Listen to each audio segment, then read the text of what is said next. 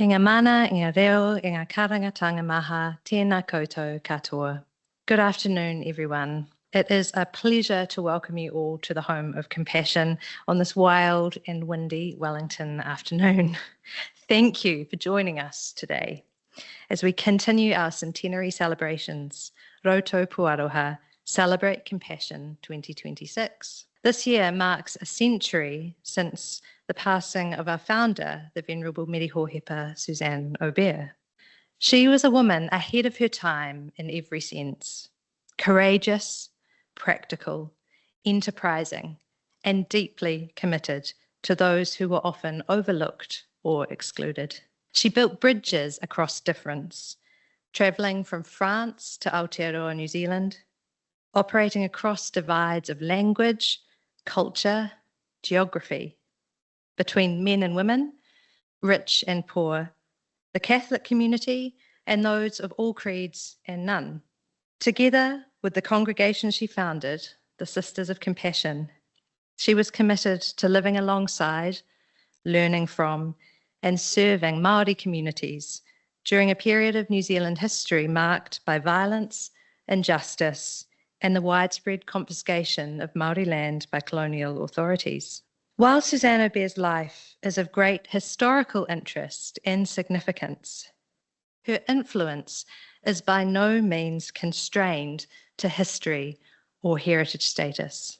The legacy of this remarkable woman continues to shape the work we do every day, whether at the Compassion Soup Kitchen, which last year served over 85,000 meals to those in need, through Compassion Housing, providing more than 200 homes to the elderly in Upper Hutt and Horowhenua, and here at the Home of Compassion at Island Bay, where we offer a place of retreat, reflection, and spiritual nourishment. Today, we have an opportunity to remember Suzanne Aubert and to reflect on how her legacy continues to call us all forward into love and action. On that note, it is an immense privilege this afternoon to welcome Jessie Munro, distinguished scholar, linguist, and author. Jessie is a former Commonwealth scholar, a teacher of French, a student of Latin, Italian, and New Zealand history. This background means she was uniquely positioned to research and write her acclaimed biography, The Story of Suzanne Aubert, which won both the Book of the Year and the award for Best First Book of Nonfiction at the Montana New Zealand Book Awards. In his review, Michael King wrote that this is a superb book, scrupulously researched, stylishly written, generously illustrated, and rewarding to read. It succeeds in depicting the broad contours of an important life and a sense of how it was lived on a day-to-day basis. Most importantly, it speaks to our times, and we wholeheartedly agree. Jessie has also edited Letters on the Go, a wonderful collection of Suzanne Aubert's lively correspondence published by Bridget Williams Books. It's difficult to overstate the role Jessie has played in sharing the story of Suzanne Aubert more widely, her remarkable achievements, the context in which she lived, the challenges she faced, and the enduring significance of her mission and ministry. Beyond the literary accolades, Jessie's meticulous research also provided important evidence in support of Pope Francis's decision to recognise and declare Suzanne Aubert Venerable. It is my great pleasure to now welcome this exceptional historian, friend of compassion, and centenary guest speaker, Jessie Munro, to share with us. Welcome, Jessie. Tēnā koutou katoa, et bonjour tout le monde. The story of Suzanne Aubert. Why did we give the biography that title? It just came straight to mind, clearly right. Her lifespan was a narrative to tell and hear, enthralling. A dynamic, energetic, intelligent, dedicated, long, loving life, a happy life. Now, 30 years on from the book's publication, I thought I'd double check the meaning of the word I'd taken for granted. Here's what I found. A story is a narrative of a connected series of events, primarily to entertain, instruct, or make sense of human experience, transforming that sequence of events into a meaningful, emotional journey. Stories matter because they provide the fundamental tool the human mind uses to process the world, helping us to create meaning, to build empathy, and to communicate values. Suzanne Aubert's story meets all those criteria. And yet, let's remember that her whole life was intertwined with the development of Aotearoa New Zealand. Her story therefore helps us process this history and derive meaning. She lived nearly 7 decades here in fast-changing societal and political times and places, always alert and responsive to her contexts. The strands of her active, wide-ranging engagement are interwoven with our historical fabric. So the theme today is Suzanne Aubert, Meri Hōhepa, in the weave of history. For the back cover of the story of Suzanne Aubert, I had to distill her 91 eventful years into a few words. So here she is in summary. Here's what I came up with. Suzanne Aubert grew up in a French provincial family in the mid-19th century. Lyon's Catholic missionary spirit brought her to live with Māori girls in war-anxious Auckland. She nursed Māori and Pākehā in Hawke's Bay as the settler population swelled in the 1870s. In the 1880s and 1890s, living up the Wanganui River at Hiroharama, Jerusalem, she set up New Zealand's homegrown Catholic congregation, published a significant Māori text, broke in a hill farm, manufactured medicines, and gathered babies and children through the years of economic depression. The turn of the century sent her windswept skirts through the streets of Wellington, the capital. There she would be a constant sign of caring for people of all creeds and none until she died in 1926, so 100 years ago. She became, even in her lifetime, a woman of national renown for her long formative contribution to Māori and Pākehā New Zealand. She stands out for her religious dedication, her intelligent, inquiring mind and knowledge of Indigenous culture and biodiversity, her friendly, lively personality and sensitive, tolerant comprehension of shifting social contexts. Remarkable also for the extent of her activity and interests, her lobbying skills and extraordinary ability to galvanize helpers, her stamina in withstanding opposition, and the sheer persistence of her work for disadvantaged people in a still pioneering era of social welfare deficit.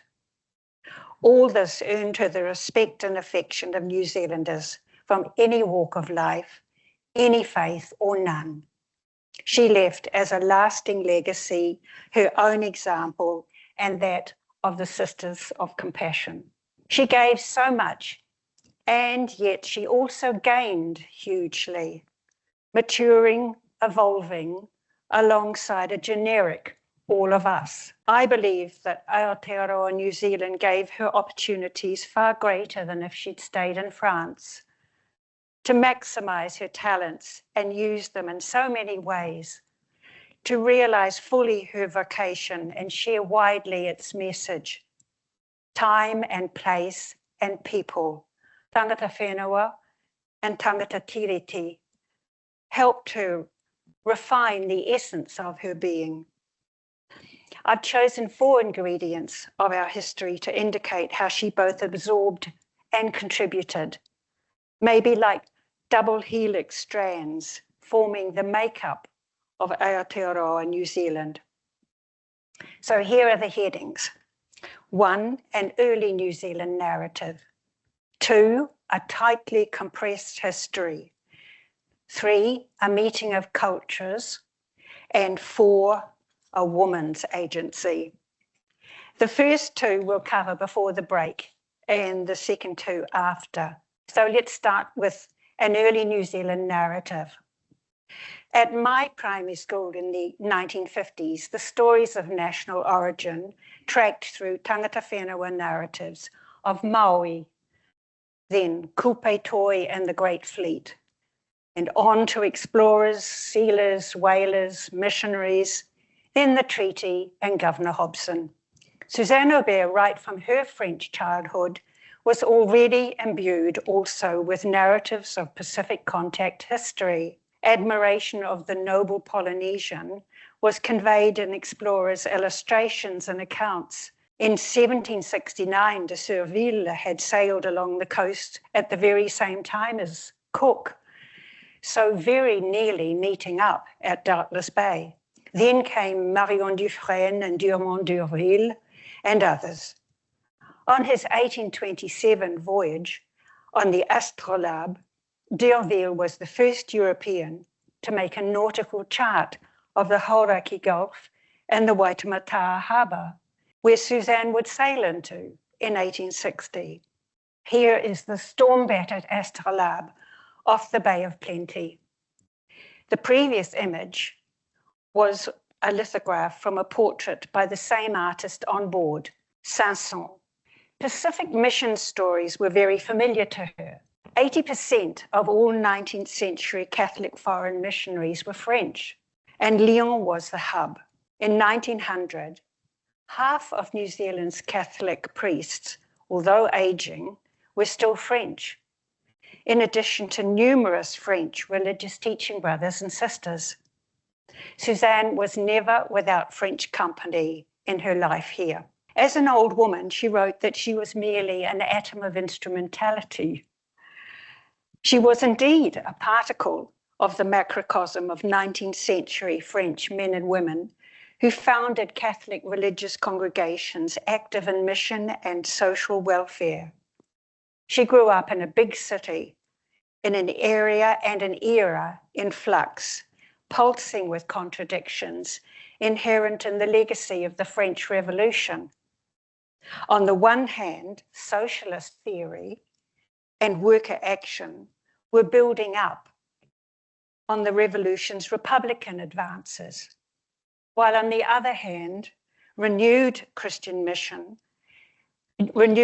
energy was rebounding from anti-religious extremes, a dynamic which brought Catholic mission to New Zealand as part of Europe's surge across the world. Annette Scullion's recent article in Tui Motu gives an excellent summary of this. In 1836, when Suzanne was only a year old, Jean-Baptiste Pompallier and 6 men had set sail for the vast new mission field of Western Oceania, which the Vatican had just allocated to the young Lyon-based Marist congregation, the Society of Mary. Over 40 men would very quickly follow and spread out from headquarters at Kororareka in the Bay of Islands.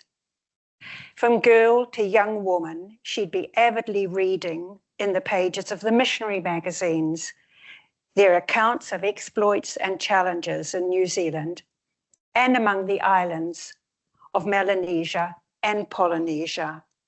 For example, such as this votive painting from the sanctuary of Fourvière in Lyon, which shows French Bishop Douar giving thanks for survival in a storm off New Caledonia in the 1840s.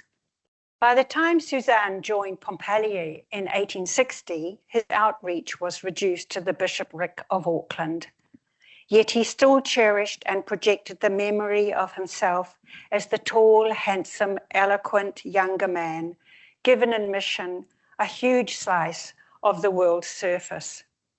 She probably read the 29 verses of his nostalgic poem published in Paris in 1860, narrating the mission's early history, and definitely would have read his retrospective account of Kabote's attack on Kororareka back in 1845, featuring, along with the person of Peata, in the most recent issue of the popular missionary publication.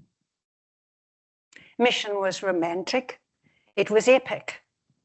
Pompalier's views were tinted through that noble savage prism of 18th century philosophers colouring the approach of French explorers. He conveyed this uplifting recognition of Māori culture in his recruitment appeals. As for sealers and whalers, they were very much in French experience. Le Havre was a centre for whaling fleets, and French whalers, men and vessels, were also linked with American enterprises from Nantucket in Massachusetts. Several seamen left ships in New Zealand waters and intermarried with Maori, bequeathing French whānau names like Bédois, Morel, Borel, Ottenon, Potier. Suzanne had a grueling 4-month voyage to New Zealand on a French whaler. At Le Havre on the 4th of September 1860, she boarded the three-master Le Général Tête with Bishop Pompalier's other newly recruited missionaries. On board was a normal full crew complement of 40 men, and now there were 26 extra people. One of the newcomers described how they were squeezed in like anchovies in a barrel. And why was this? Because Pompalier had persuaded the good Catholic ship owners, Guillot Frères, Guillot brothers, to accept his contingent on a heavily discounted passage. He had not disclosed to his passengers their mode of transport or its main purpose. Whalers were tightly fitted out with 7 or 8 whale boats and pulleys and tackle, a furnace on deck, a blubber room opening below. The reek of whale oil, of rotting carcasses strapped alongside, of burning whale flesh, was no help to Suzanne's seasickness. She hated sea travel forever after. In a voyage without landfall, they went far south, taking 3 sperm whales. The smoke, flame, and stench of the furnace, producing 20 barrels of sperm oil, went with them across the grey, windswept stretch to Auckland. Provisions ran severely short, undoubtedly from Pompalier's under-budgeting. Even earlier, all had become too much for Suzanne's younger missionary recruit friend, Antoinette de l'Oncle. A letter from a fellow missionary on board described this. Another day, a nun fell into the sea, I don't know how, and was noticed the very moment after by a Franciscan who raised the alarm. The ship echoed with shouts and the racing feet of the sailors. Boats were lowered, and after a few minutes, she was rescued. Poor girl. This and Antoinette's later traumatic story would continue to haunt Suzanne. Sœur Marie tombe dans la mer, and then we reach Auckland at the bottom there. Nous débarquons à Auckland.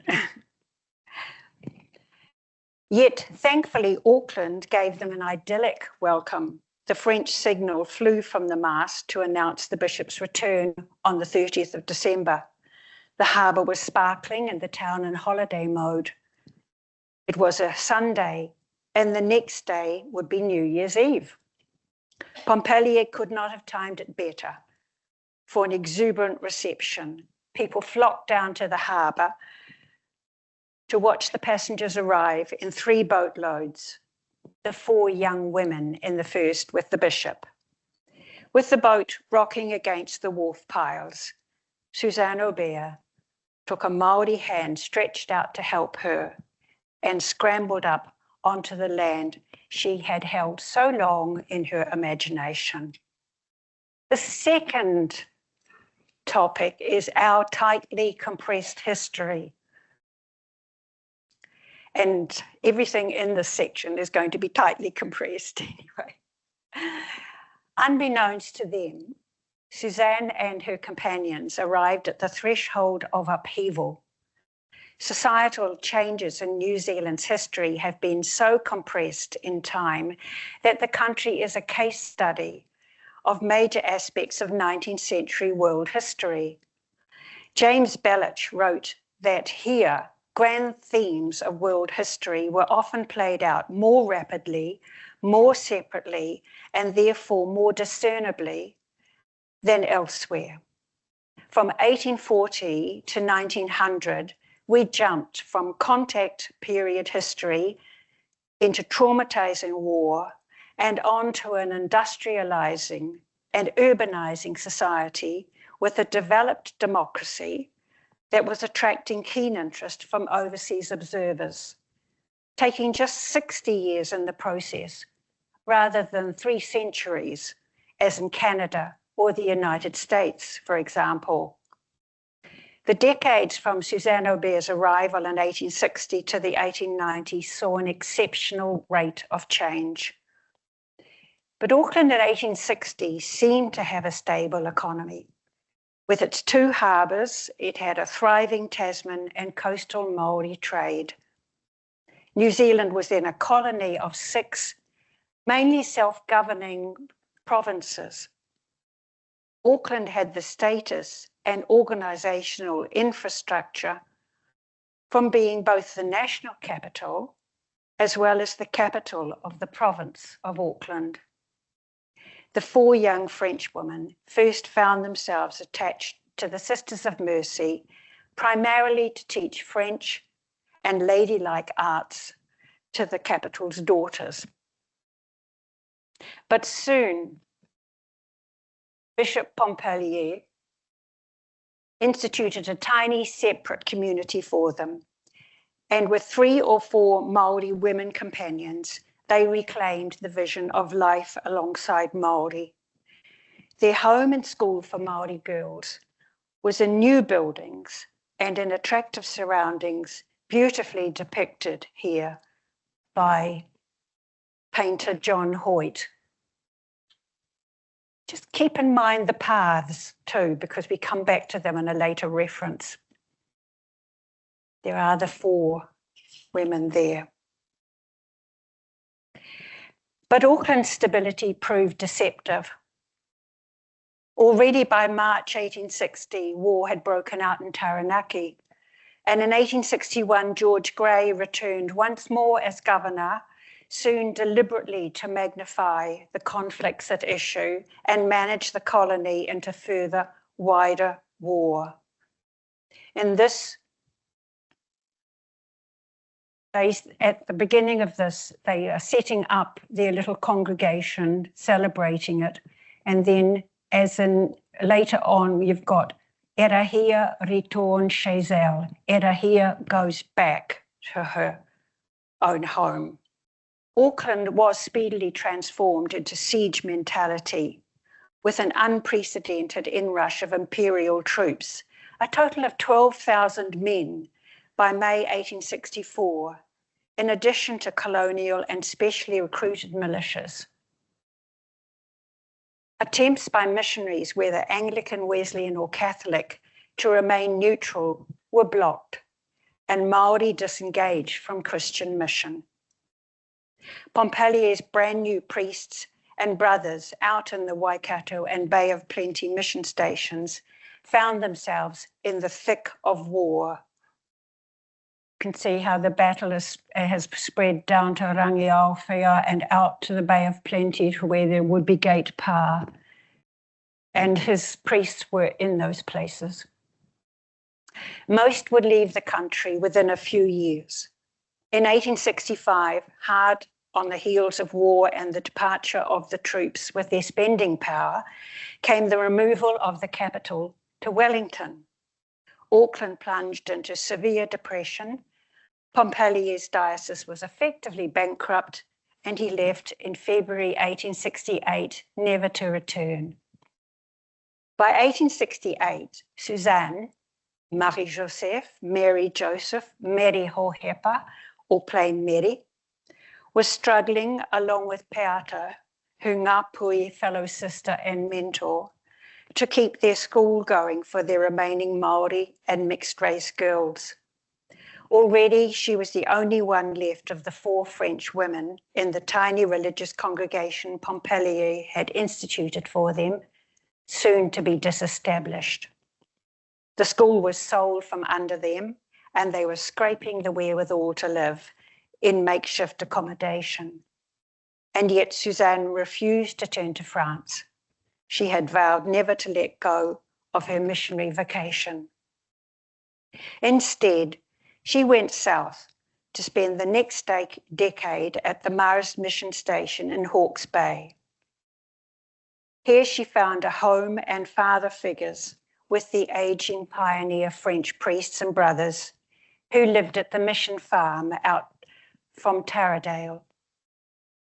She would increasingly stand in for them, often walking up to 30 kilometres a day on the mission circuit to outlying Kāinga.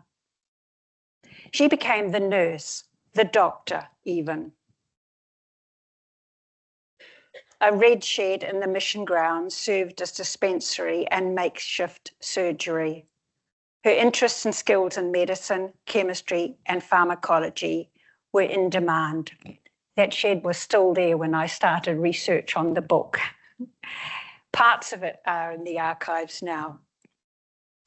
Her patients very soon were not only local Māori suffering from hunger and alien epidemics, but also European immigrants coming in great waves. These newcomers were part of the policy of Julius Vogel, colonial treasurer and then premier, to establish once and for all control of the stretched out country through an ambitious public works and assisted immigration program. Roads, railway, ports, telegraph, towns, and people would rapidly link us up. It was a population explosion, and 1874 is probably still the year of highest immigration ever, a turning point in our history. Definitive peaceful subjugation of Māori was also the intention of these inroads into the hinterland. Māori land was therefore needed to be released rapidly and cheaply. This was happening in a continuing process going through the native land courts from the mid-1860s, transferring traditional landholding to individualized titles, with sales engineered, necessitated through associated debts such as surveying costs. Swamping is a term given by historians to this whole process. Māori were to be surrounded and outnumbered by settlers. War and land loss on a huge scale were followed immediately by massive government immigration schemes to lock this new reality into place. This was compressed history. It was all happening around Suzanne. As a consequence, another major theme of her reputation in New Zealand history, the one of all creeds or none, was being firmed up in this decade. In Hawke's Bay, there seems to have been a climate of reasonable tolerance, and now the influx of settlers of varying Christian adherents reinforced the need for a modus vivendi. Into Napier, immigrant ships were bringing English, Irish, Scottish, Welsh, Cornish, Scandinavians, Germans. This meant, in religious terms, Anglicans, Roman Catholics, Presbyterians, Wesleyans, Primitive Methodists, Congregationalists, Baptists, Brethren, Lutherans, and more, mainly welcoming the comparative egalitarianism and lack of repression in rural Hawke's Bay. They'd come to better themselves and get along. Now, Suzanne had already experienced an eclectic background in Auckland.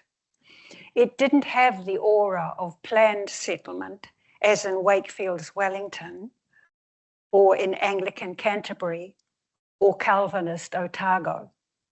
She knew Pompallier's attitude, his politic of tolerance towards promoting harmony in Auckland, his way of keeping prestige and credibility in a disparate settlement with a swarm of different denominations.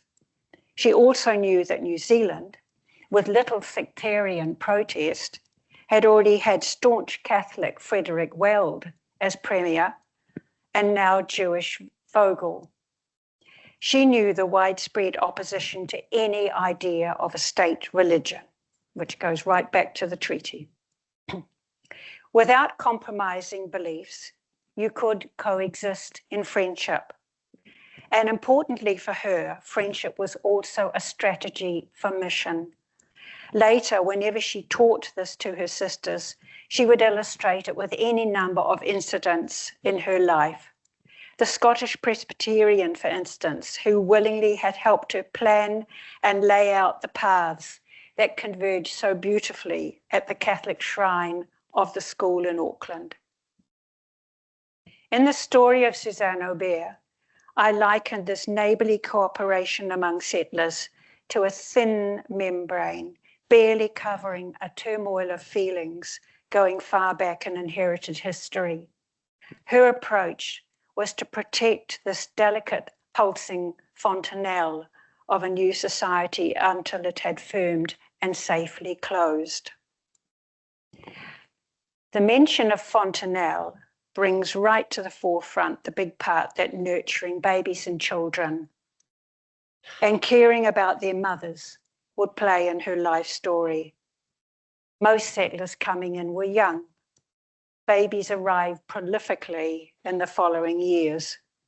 In 1877, Susan Nairn, from one of the Hawke's Bay runholder families, wrote in a letter that New Zealand was a, quote, dreadful place for babies. Everyone has an annual affair. It must be the climate, she wrote.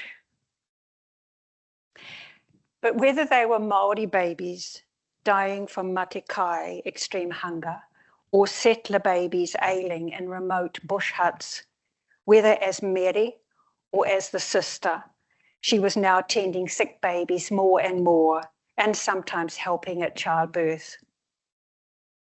In 1883, Suzanne left Hawke's Bay to help revive Catholic faith up the Whanganui River at Patearero, renamed Hiroharama, or Jerusalem in English, where Māori were as yet still predominant, less swamped. By 1885, now turning 50, she was once again officially a religious sister, heading a small group of young women, initially within the new Marist Women's Missionary Congregation. Meri Hōhepa was happily, energetically involved with the two hapu of Ngāti Hou and Ngāti Roaka, teaching and doctoring, breaking in a hill farm, publishing a thoroughly researched, still unsurpassed Māori English phrase book, and continuing to develop her rongoa, her bicultural medicines. But all was not well in the country at large. New Zealand was acutely affected by the worldwide depression of the 1880s, and the government's finances had been overstretched by the heavy borrowings for Vogel's public works. Suzanne's commitment to Māori meant being with them at long drawn-out sittings of the Native Land Court in Whanganui, and being in the town meant witnessing other needs, those of increasingly desperate Pākehā.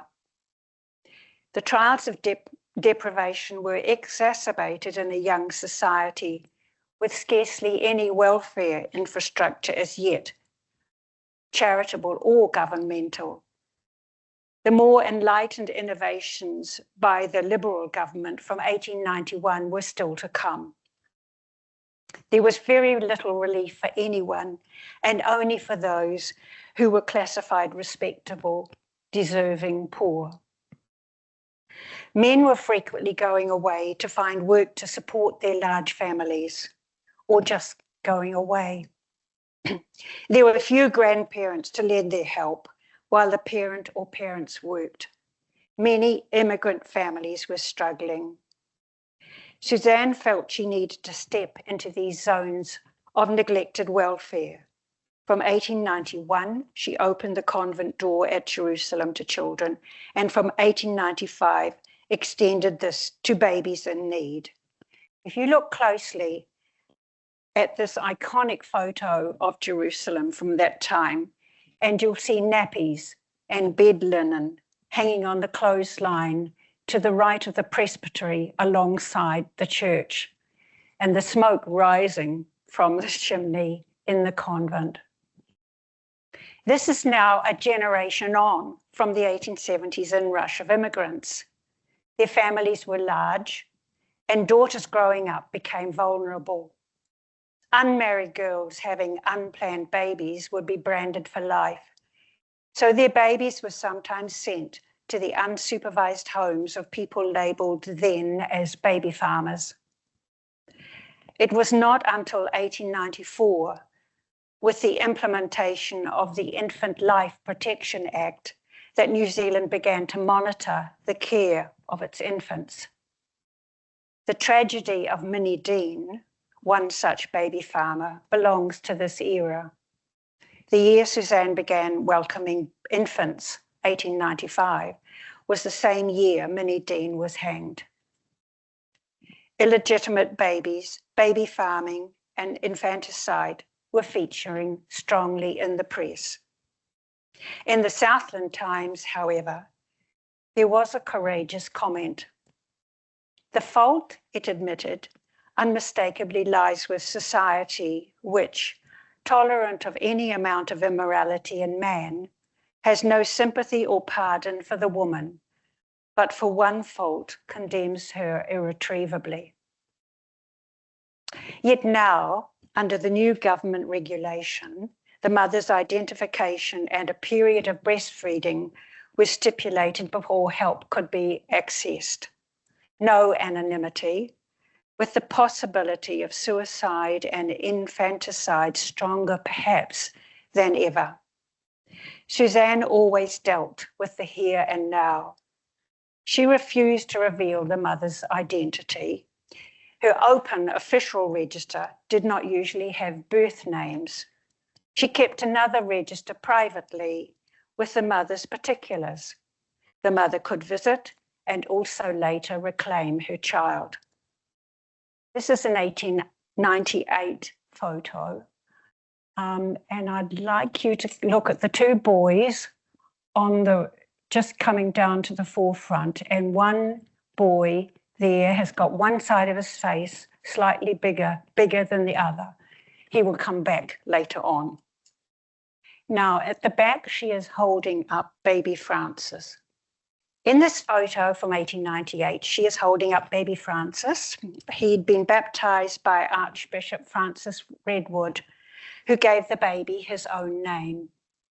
Suzanne had just rescued the mother from committing suicide, along with the baby in Wellington's harbour. She entrusted him into Suzanne's care. You realise that there are many stories within the stories. In Suzanne's mid-1880s handwritten draft for the constitutions of the little congregation, under the heading of children, the very first sentence reads, "The sisters shall love the children who are in their care." This was her first essential requirement for childcare, spelt out with all her confidence that it would be fulfilled. These words applied at the outset to their Maori pupils in the school at Hiroharama, yet they meant exactly the same for all the other children who came to live with them from the 1890s. Discipline was to be formative and not soul-quenching. "The sisters shall love the children" was followed immediately in the manuscript by "they are expressly forbidden to hit them."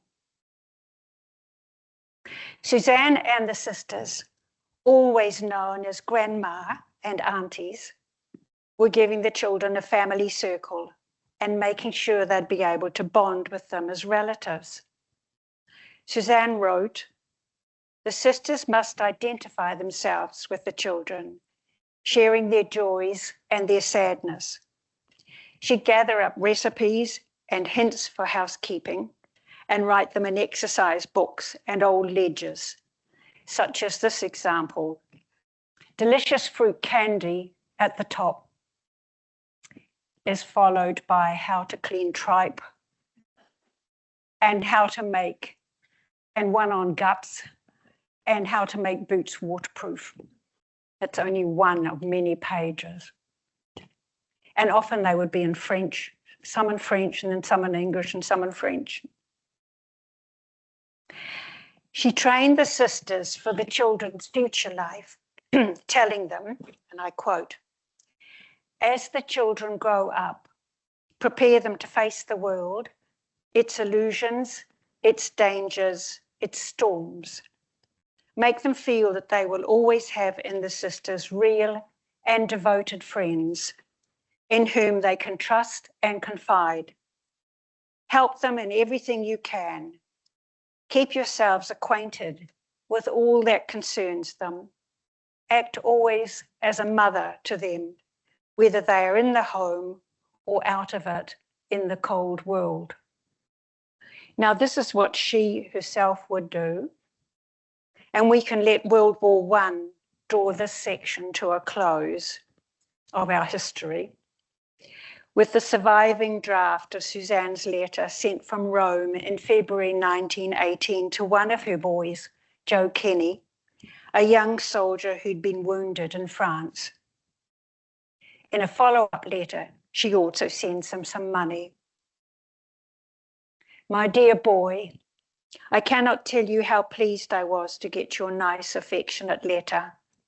I thank God that you are still alive. You do not forget Grandma, and I can assure you that Grandma dearly loves her boys and that she prays for each of them every day with all her heart. My poor boy, if you are sent back," and this is on another page, "my poor boy, if you are sent back before you are quite well, you may be sure the sisters will befriend you and that you will always be their little Joe and Grandma's little Joe, however big you may be now." The third topic was the meeting of cultures and communication and healing. So there's two parts to it, and the first part is te reo. The scholarship of Meri Hōhepa Aubert in te reo Māori is resonating more strongly than ever. It is very much a part of our modern history. The manuscript for her Manual of Māori Conversation and Vocabulary, published in 1885, is now on the UNESCO Memory of the World Aotearoa New Zealand Register in recognition of its distinctive scholarly and cultural significance. Bishop Pompallier had always urged language competence on his missionaries. Suzanne was very talented linguistically and became fluent in te reo, living as Meri Hōhepa with Māori girls in Auckland, in contact with Ngāti Whātua and other iwi, and absorbing language and culture from her constant companion and mentor, Ngā Pui religious sister, Peata. Peata's own story is another essential ingredient in Aotearoa Catholic history. Today's first seated photo from 1869 may have projected more the European mission, but here the emphasis is on the girls' Māori heritage. Not many 19th century mission images would have nuns sitting on the ground. There is a tiriti feel about these partnered photos. In Hawke's Bay, Suzanne had been tasked with revising the original 1847 Catholic Māori prayer book. She did this thoroughly, doubling its length and modernizing terminology, such as exchanging Pompallier's words stemming from Catholic Latin for the standard words coming from English. The best example is the one referring to Mary as Queen, replacing Regina from Latin Regina to Queenie from English Queen, which of course was so ingrained in the reign of Queenie Wikitoria. This expanded prayer book was published in 1879. Meri was a lay sister through the 1870s and freer in her movements. Alongside Ngāti Kahungunu now and Ngāti Tuwharetoa across the hills, she was learning more and more, familiarizing herself with variations in North Island reo. In the archives here is the unfinished impressive draft for her English Māori dictionary with about 17,000 English entries and many well-researched Māori equivalents. For example, the word tattoo here has several variants. Moko comes first, but then specific examples follow. Or in this one, the word to go, the verb to go, has the alternatives required by the overuse of the word in English. Go up, go down, go under, etc. Even the word God, near the further down at the bottom, is fine-tuned. Atua is only the first of a long list, including Māori with its concept of life force, excuse me, and Taniwha with its supernatural meaning. Her scholarship was thorough, and the aspirational message these pages convey is that Pākehā would seek to learn and use te reo properly. In the late 1870s, with the hope of new French missionaries arriving, she wrote exercise books of French Māori phrases. They were well used over the years, and only one booklet has survived. Its homely practical phrases were preparing these men for life tramping through scrub and on the marae with dogs around. In this page, my hat is torn, my boot is also torn, my suit is torn, it was torn by the dog. It's building up vocabulary and structures in skilled learning mode with good humor.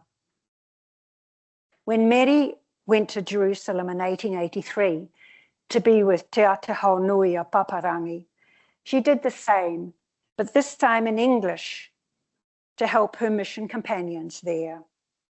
Here she is, restored to being a religious sister at Christmas in 1885, the same year she published her work for a general public. Several sisters at Hiroharama became fluent speakers. This published manual of Māori conversation was so different from previous minuscule utilitarian works, so much fuller and comprehensive. She's signed by a modest SA there, and you can see how this particular one, which is my copy, has gone through secondhand books and been used, etc. Was published in 1885. It was so different from previous minuscule works, as I said. They were utilitarian works, and this is so much fuller and comprehensive. Her preface made clear that her aim was to help English and Māori speakers learn one another's language, an exchange of equality. The book then carries on to cover 59 sections on functions of language, e.g. to consult, to refuse, to offer and thank, to express friendship, and on communicative situations like farming, fishing, market and trade, buying clothes, etc. And relevant vocabulary, seasons, colours, food, the body, the same as any equivalent phrase book familiar to her in any two European languages. It assumed a populace of Pākehā and Māori wanting to communicate, to gossip even, such as te naoro he pinono, he gets his living by sponging on others, or to travel in company, ka nui te maniania, kia tupato koe, ke hinga ki re raro. It's very slippery, take care not to fall. Her manual has had a long and continuous usage with reprints and reeditions over the years. The first by leading Māori scholar Aparana Ngata, who expanded on the grammatical explanations, but left untouched the body of her conversational sections. What emerges also is Meri Hōhepa's awareness of the subtleties of language, culture and traditions among different iwi, her links with Ngā Pui, Ngāti Whātua, Tainui, with iwi from the Bay of Plenty and Rotorua, then Ngāti Kahungunu in Hawke's Bay, and now Te Ateha Nui a Paparangi, led her to writing in the preface. We have lived ourselves for many years among many tribes, and we have tried to so frame our sentences that they would be understood through at least the whole North Island. Years later, in the 1920s, she recorded in the congregation's minutes that any new community up the river had to have sisters, and I quote, of whom one at least must speak Māori well and understand the Māori ways. She was attuned to context, to nuances, understood the need to understand and to empathize. She really intended the present and future commitment to the meeting of language and culture conveyed in this sentence from her manual. Nā kātahi ahau, ka kite I te tikanga o tō koutou kupu. Now I begin to see the meaning of your word. Here are some pages, the manuscript and the manual. And here is her UNESCO certificate, which Sister Jo Gorman was instrumental in carrying through. The next part is Ngā Rongoa, healing. 4 years ago, I contributed a chapter to an international book on education, health, and humanitarian work by women's congregations. It was about Suzanne's incorporation of Indigenous medicine in her healthcare, and the chapter heading came from her Manual of Māori Conversation, Ka mātutu taku mate, I am quite recovering. It conveys resilience. As with Te Reo, Suzanne brought the same mindset to her rongoa, the herbal remedies she developed with the guidance of Māori knowledge holders. The remedies combined Māori medicinal ingredients with the preservative qualities of wine from the Marist Mission's grape plantings. People used to see her pushing through the swamps and bush in Hawke's Bay, gathering plants, leaves and bark, often with a Māori woman companion. Ngāti Kahungunu tribal knowledge was being added to the Ngāpui knowledge Peata had given her in the 1860s. Doctors were few and far between. The New Zealand Medical Association was not formed until 1886, and there was no training in New Zealand, so skilled amateurs were often called on. Patent medicines were the accessible cure-all in pioneer households, remote or otherwise. The government set no standards, and an association of pharmacists was only formed in 1879. Meri's remedies had been freely distributed in Hawke's Bay. Their increasing popularity led to a decision in the 1890s to commercialize them with the same aim as in publishing the manual, to fund the mission community up the river. An ambitious advertising campaign by manufacturing pharmacist Kempthorne and Prosser quickly transformed her into widely known Mother Aubert. Perhaps it's the time now to say too that often it was Mother Aubert once she was, so Mother Aubert. One slogan promoted her as the New Zealand vegetatist. Her remedies are the very best. Each remedy was given a Māori-sounding name, and sales went sky high as New Zealand flocked to take its own medicine. In this period of our history, the concept of local was resonating strongly. Marketing her medicines conveyed three intertwined qualities of the nationalistic image the Liberals were building up of New Zealand: caring, innovative, and independent. But it would all prove too much in terms of preparation, supply, and plain exhaustion. Production stopped in just a few years for several reasons. This advertisement is from the last stages, by then under Charland and Company, where she's called the New Zealand celebrated herbalist.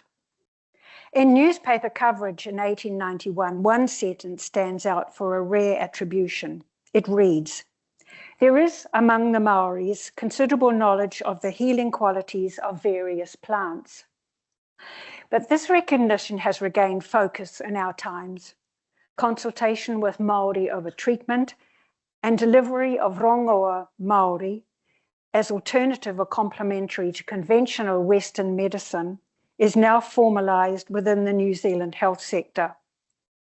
Since 2011, non-mandatory guidelines for such services have gone to health boards, and now through Te Whatuora. In bicultural terms, many Pākehā are learning from this renaissance, but it's very much a topical subject at the moment.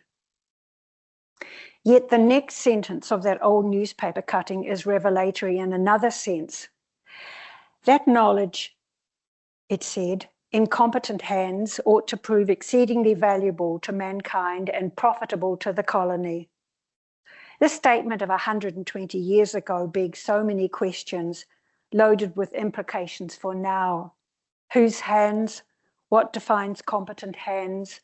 Who defines what is valuable to mankind? Who decides what is profitable to Aotearoa New Zealand?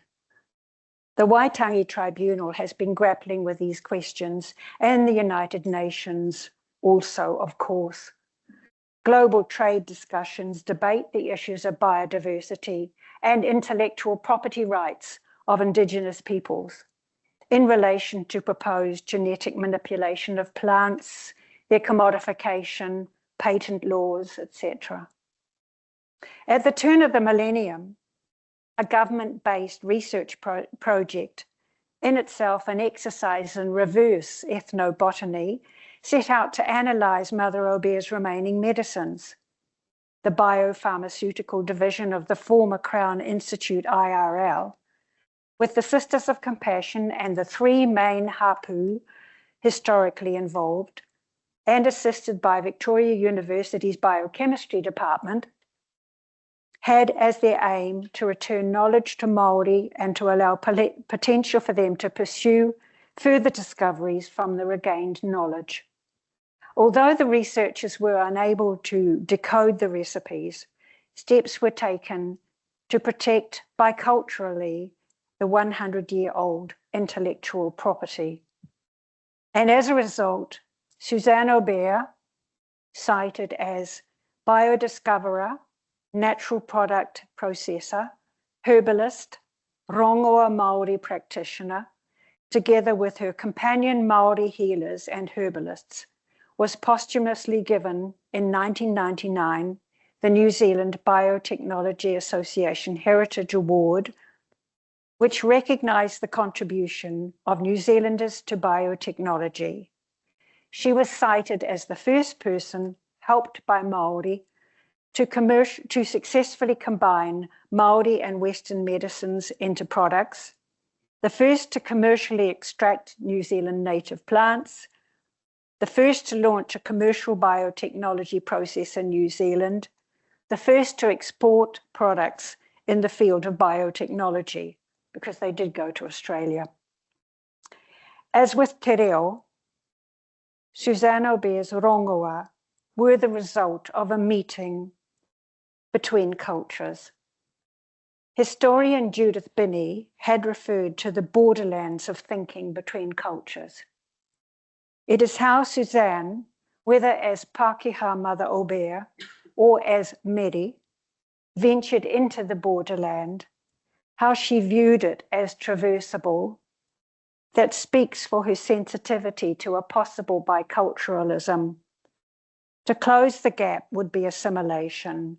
To comprehend and coexist in equality could be biculturalism. The guardianship of this protects the identity of Aotearoa New Zealand. Meri's bond with the Wanganui River people she knew and loved was clear right up to her death. At Ranana, close to Hiroharama, is the hapu of Ngāti Roaka, with Kaumātua Neri Metara seen in this 1916 photo. When he died in July 1924, Meri was nearly 90 by then, with failing eyesight. Her frail message for the urgent telegram back to his daughter, Annie Harmy, went in both English and te reo. You can see how she scratched out 2 words in her English because every word counted in a telegram. And she's written the text underneath the incoming message. She's written the text that's to be sent by telegram back up to the river. And it ends, heart sympathy of Meri and all the sisters with Annie Harmy and tribe. Ka nui te mihi araha o Meri, ma ngā none katoa ki te iwi o Ranana. So now we come to our 4th topic, a woman's agency. Just before the Liberals came to power, Mother Mary Joseph had spent the whole of 1889 travelling, very often on foot, with her young companion, Sister Magdalene, throughout Hawke's Bay, Greater Wellington, the Upper South Island, and down the West Coast. They were collecting to rebuild the Jerusalem church destroyed by fire. Suzanne's pencil jottings in a notebook recorded each day. On the West Coast, they had a warm reception from many of the Catholic people down the West Coast and memorable experiences. Now, in this, they left for Lisle and they went up to the Alpine with Miss Ryan, and they came down the incline being hardly able to walk. You will see, this is the United Alpine Mine at Lisle during the 1880s, and it was an important quartz gold producer. And Suzanne and Magdalene had tackled that incline up behind it. And 2 weeks earlier, they had had another memorable experience. It rained on the 28th of October, so they just ironed their coffin and went a little around, which meant they visited houses with their collecting. Then they left for Reefton, and the horses ran away with the coach without a driver. We had narrow escape of capsizing. We can date the widening national scope of her story from that year. She was encountering through town and countryside just how much the economic depression was affecting people, and she was taking stock of their needs. On the ground, on the go, so many people met in so many places. It was as if she was surveying the societal landscape of the country. And as a result, she herself became much more widely known, liked, and supported. Before long, of course, she'd become even more prominent as the Mother Aubert of the medicines, endorsed by notables as high up as previous Governor Onslow and Archbishop Redwood. And she was already well known around Wanganui, the home territory of the first Liberal Premier, John Ballance. The latter part of her life, however, would be lived mostly in Wellington, her congregation now grounded in New Zealand, instituted by Archbishop Redwood in 1892 as the Daughters of Our Lady of Compassion. In January 1899, she'd arrived with 3 sisters to begin social welfare work in Wellington and would confidently take her causes to mayors and councillors, governors, government ministers and heads of departments, newspaper reporters and editors, bishops, ministers, rabbi, prosperous benefactors, and the supportive general public. She was an effective lobbyist in the conveniently concentrated accessways of the capital city. New Zealand's universal suffrage from 1893 had been attracting international attention, and women were now proudly exercising their vote in national affairs. The voice of the small, distinctive Frenchwoman was being heeded. In a sense, we provided a stage for her to step out on. A characteristic element of New Zealand history has been the relative ease of access to democratic representatives in lobbying and in personal contact. Prime Minister Keith Holyoake, after all, answered the door himself and had his address and phone number listed in the Wellington Directory. This openness was especially noticeable from 1890, when the Liberals took office. William Pember Reeves, who served as the Liberal Minister of Labour, of Education and of Justice, would describe this as, I quote, "a privilege that the colonists in a democratic company like this have of writing to and of enjoying the closest communication possible with those who are entrusted with the government of the country." Suzanne availed herself of this privilege to the full. Without this receptive environment, she would not have achieved so much. She became familiar with the long hallways of the government building. If you do a tour of the beautiful old building, you can imagine her waiting one time outside the office of Joseph Ward, then Minister of Public Health, to demand action over the case of a woman with tuberculosis who'd come to the Sisters' Care Home. Tuberculosis patients were not meant to be accommodated with others, yet the government had no alternative measures ready. The story goes that Suzanne waited and waited. Then she heard the secretary go into the inner office and say softly, "Mother Aubert is here and she is getting angry." Suzanne took her cue and called out, "Mother Aubert is not getting angry, she is angry. And what is more, if something is not done for that woman immediately, she will take a cab to the Evening Post and have it published in tonight's paper." Arrangements for the sick woman were quickly made. She knew the value of informing, motivating, and activating people. Collecting prams, for instance, steered by the young sisters and rattling and banging their way around the streets, were a daily advertisements. They would even feature in one of Catherine Mansfield's stories. Small gifts multiplied. A network of benefactors was also being woven. The first strands knotted on that collecting tour of 1889. Concentrated in the capital city were prosperous merchant and professional families, often with landed estates further afield, who'd be visited by Mother Aubert, bringing them an opportunity to do good. In July 1898, she climbed the steep hill to Wadestown to visit Sarah Rhodes, widow of wealthy merchant and city father William Barnard Rhodes. Sarah was not at home, but promptly wrote to Suzanne, "You have my fullest sympathy in all your good works, particularly the Foundling Home at Jerusalem, towards the maintenance of which kindly accept the enclosed small cheque as a donation." Suzanne's theology believed that good works as well as faith played a part in people's salvation. Now, the sharing of wealth was a topical subject in the Liberal era, with the breaking up of extensive old land holdings. The Wanganui newspaper, the Yeoman, for instance, ran an editorial on the 21st of January 1899 titled "The Duties of Wealth."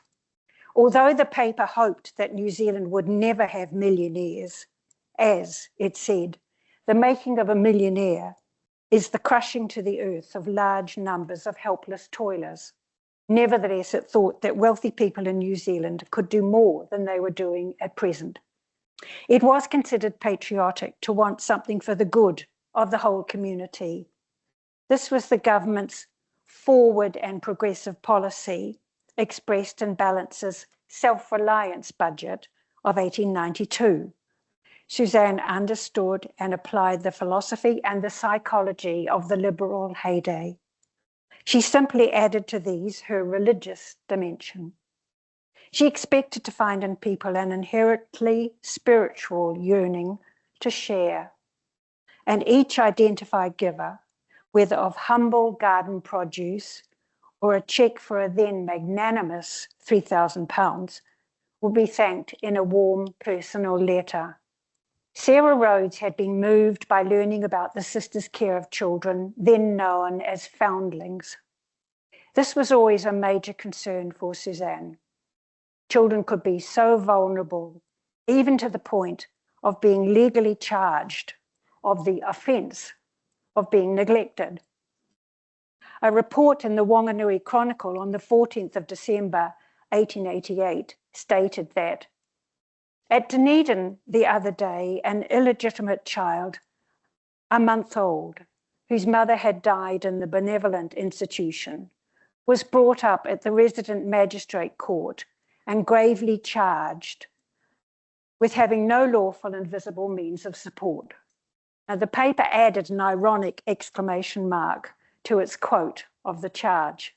In two petitions to the government in 1895 and 1898, negotiating for support, Suzanne clearly outlined her philosophy.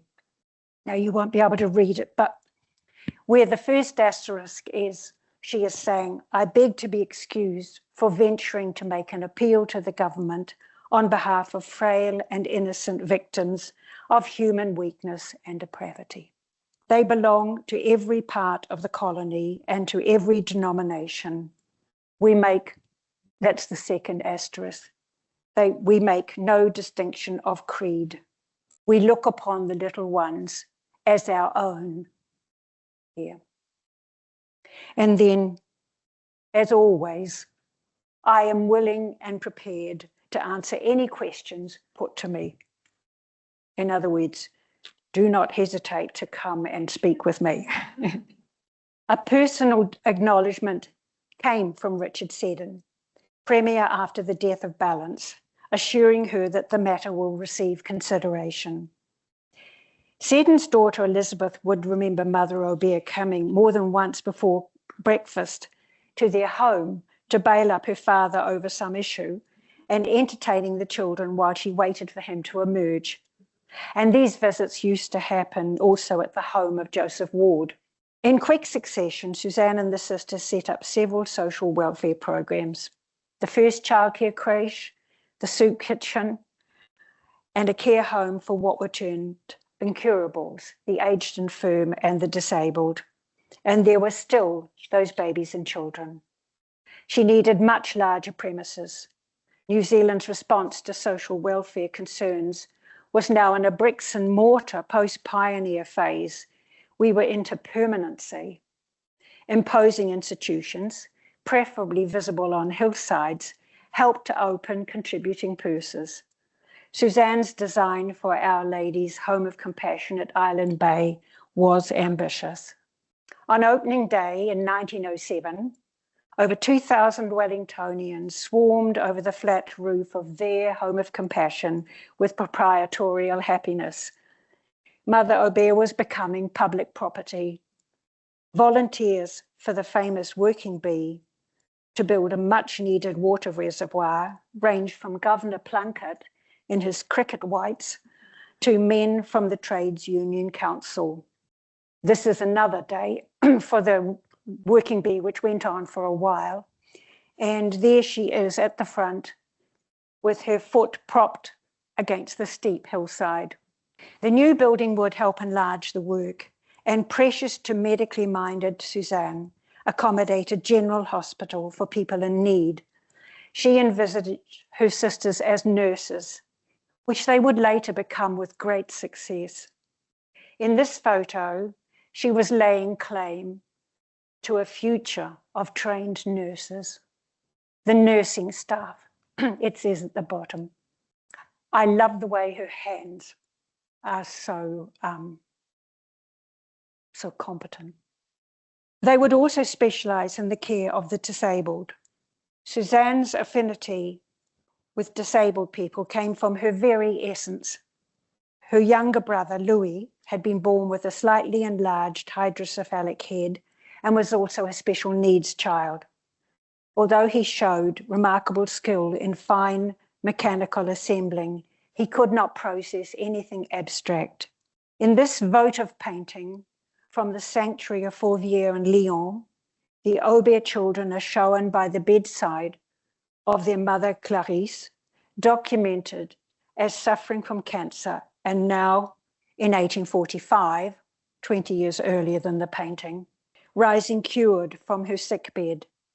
Suzanne is the black-haired girl of 10 in her bright dress and white pantaloons. Kneeling to the right of the bed is Louis, who dies soon after, around 12 years old. His head is noticeably bigger than that of his elder brother alongside him.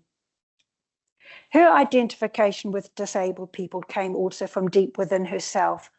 An accident when she was only 2 had left her crippled, disfigured, and nearly blind.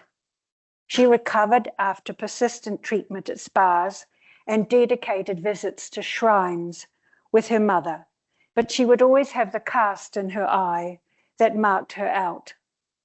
Once, in defense of the disabled, she rounded on a eugenics meeting in Wellington. She told her stunned listeners that if such principles as being discussed had been enforced when she was little, she would not be there then. As a child, she said she had been seen as un monstre, a freak. Popular Mother Aubert, by identifying herself with disabilities, was deflecting the focus back to a concept of human respect and rehabilitation. John McMahon, the boy at the very bottom of this photo and also in the earlier photos of the children, was one of the babies she had taken under her wing at Jerusalem. He was born with one side of his body bigger than the other. In 1904, he developed an infection poisoning his system, and at Wanganui Hospital was about to have his arm amputated at the shoulder. Suzanne marched in and snatched him, literally, from the protesting doctors. Her high-handed action carried a distinct element of risk, but she had imputed to the doctors a cavalier willingness to amputate in John's case because he was disabled anyway. And she brought him to Wellington and nursed him, and that is why he is there with the older men around. John was the first of many physically disabled children Suzanne would care for.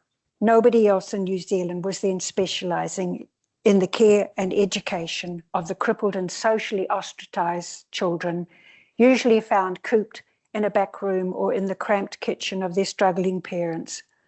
Children with spina bifida, Down syndrome, hydrocephalus, severe hair lips and cleft palates, cerebral palsy, and other congenital conditions. For many years, her sisters would be specialists in this care. In the town hall, on the 2nd of December 1910, Wellington celebrated the 50th anniversary of Mother Aubert's arrival in New Zealand. The newspaper reported her saying, "We were just 4 girls, and I am the only one alive." She added that, in fact, of the party of 26 in total, she was the only survivor. The paper praised her as both a leader and a worker, and noted her sunniness, that is a cure for cynicism and pessimism. In his speech that day, the governor, Lord Islington, brought in something very relevant to our theme today. He said that since 1860, quote, a period almost synchronizing with the country's development, she had labored tirelessly with no discrimination of creed. His choice of the word synchronizing is especially apt. Wellington celebrated Mother Aubert's 90th birthday in June 1925. Then in October 1926, after 65 years of life, all synchronized with the fast history of Aotearoa New Zealand, she died. Wellington turned out in droves to farewell her. Kaumatoa of the Awa, the Wanganui River, sent Meri Hōhepa on her way to rejoin their parents and ancestors. She had cared, they said, for the people of the river, had been a mother too for orphans and homeless. She was to go with their love. Taken in death, she would go to life.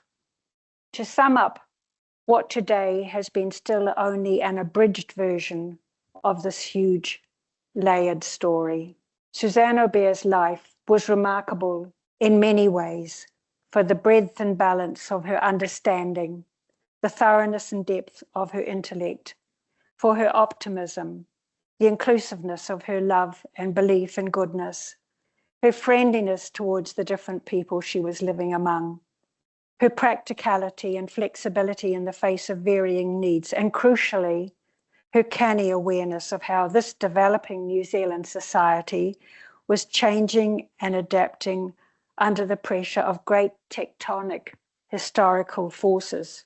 All her innovation, initiative, and adventuresome activity were counterpoised by her unshakably strong, sure faith and conviction in the equality and self-esteem all people had by right as equal representatives of Christ. She was comfortable and even fortunate